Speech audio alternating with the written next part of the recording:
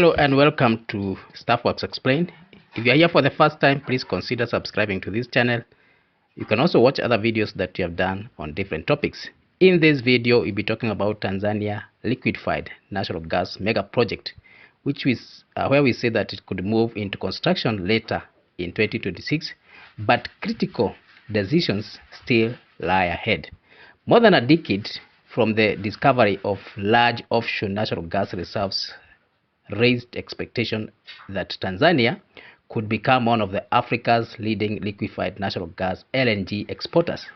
The country's flagship LNG project appears to be approaching its most important milestone yet. Government officials have indicated that construction could commence later in 2026, provided negotiations conclude successfully and investors reach final investment decision (FID). The formal approvals that commits billions of dollars to a project execution. The proposed development, estimated approximately $42 billion, is among the largest energy infrastructure projects ever planned in East Africa.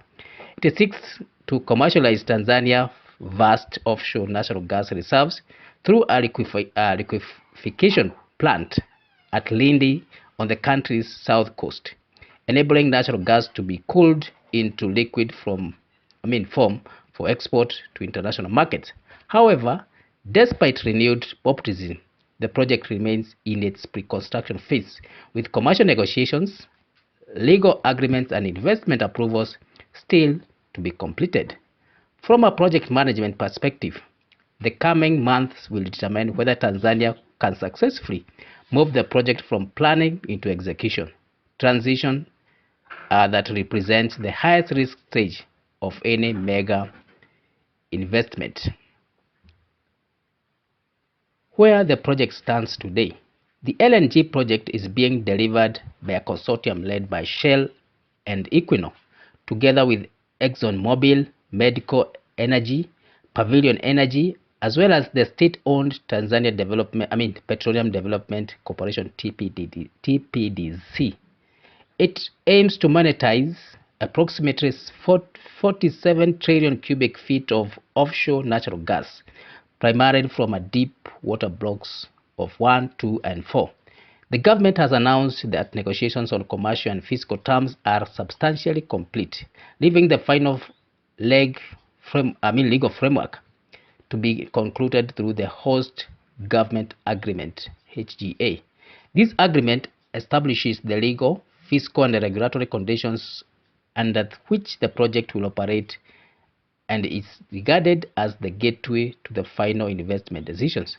Officials have expressed confidence that the HGA can be signed during the 2026, after which investors would be expected to make the final investment decision. Only after FID can full-scale engineering, procurement, and construction activities start. Can the construction really begin later in 2026? Current government statements suggest that site mobilization as well as initial construction activities could begin later in 2026 if the remaining agreements are concluded on schedule. However, this should be understood as the start of the implementation phase rather than full-scale construction across the entire project. Large energy development typically progress through several sequential stages.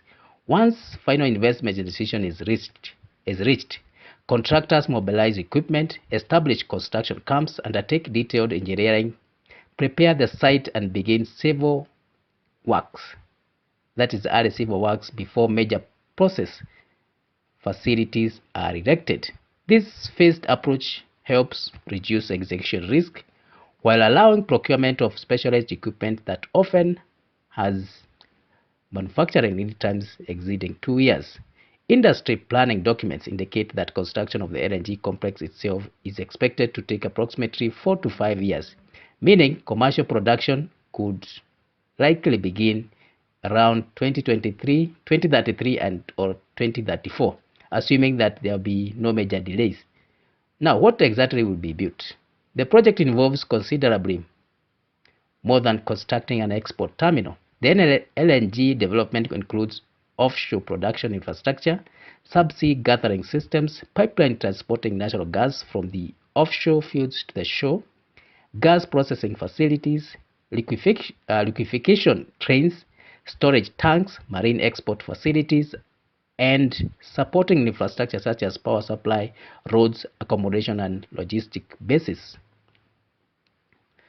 The liquefaction plant will be located at Lindi, selected because of its coastal location and proximity to Tanzania offshore gas discovery. In project management terms, this is an integrated value chain project. Success depends on every component, from offshore production to export shipping, being completed in sequence as well as functioning as one coordinated system rather than independent facilities. Why has this project taken so long? Few African energy projects have experienced negotiations as lengthy as the Tanzania LNG project. Commercial discussions have continued for several years because both the government and investors have sought agreement on taxation, fiscal incentives, local content obligations, environmental requirements, revenue sharing, and legal protections governing long-term investments. These negotiations are particularly significant because LNG projects operate over several decades. Investors require predictable regulatory conditions before committing capital, while governments seek to maximize national economic returns from natural resources. Negotiations were further delayed after proposed revisions to earlier commercial agreements. This required additional discussions between the government and project partners. Although these delays postponed implementation, they also reflect the complexity of balancing investment competitiveness with national interest. Why the project matters? If completed, Tanzania would join a relatively small group of LNG exporting nations, as well as significant expand East African role in global natural gas market. Demand for LNG has increased in recent years as many countries seek alternatives to coal as well as pipeline gas, while strengthening energy security. Europe's diversification of gas supplies following geopolitical disruptions and continued demand growth across Asia has improved the strategic importance of LNG exporters. However, market conditions remain competitive, with major new LNG capacity also being developed in Qatar, the United States, as well as other producers.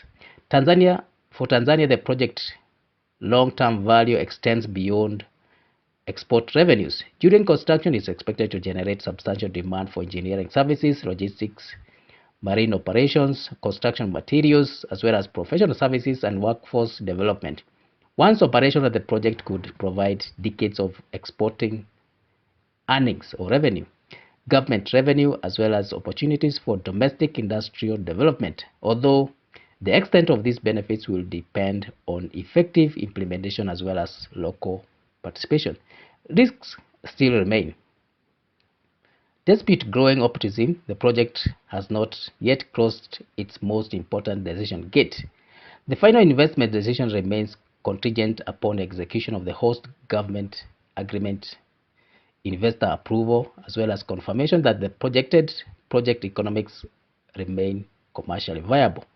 Cost inflation across the global energy sector also present some problems.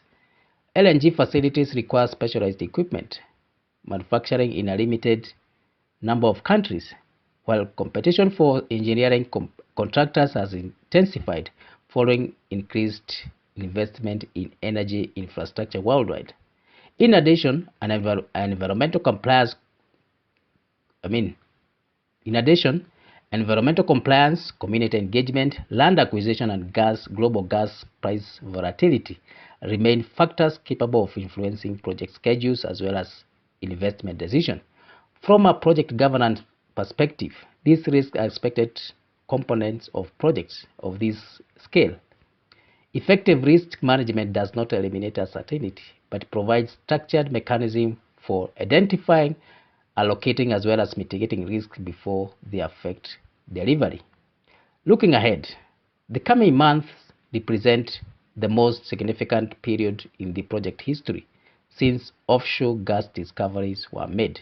If Tanzania successfully concludes the remaining legal negotiations, and secures the final investment decision, the project could enter its long-awaited construction phase in 2026. That milestone would mark the transition from more than a decade of planning and negotiations into physical implementation. However, it would also signal beginning, not the completion, of an equally demanding delivery phase involving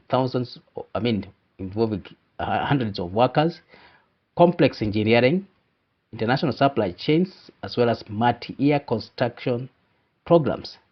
In conclusion, we can say that Tanzania LNG project is approaching a pivotal moment. Government indications that construction could begin later in 2026 reflect meaningful progress in negotiations. But the project has not yet reached the investment milestone that ultimately determines whether implementation proceeds. For a project valued at approximately 42 billion US dollars, caution is not unusual. Mega energy developments require extensive preparation because errors which are made during the planning can have consequences lasting decades. The remaining negotiations, therefore, are not administrative formalities, but critical governance processes that establish how risks, responsibility, as well as long-term economic benefits will be shared. So thank you for reaching this far. If it's your first time here, please consider subscribing to this channel. You can also watch other videos that we've made on this topic. You can leave your comment, like, and even share. So thank you, and let's meet in the next one.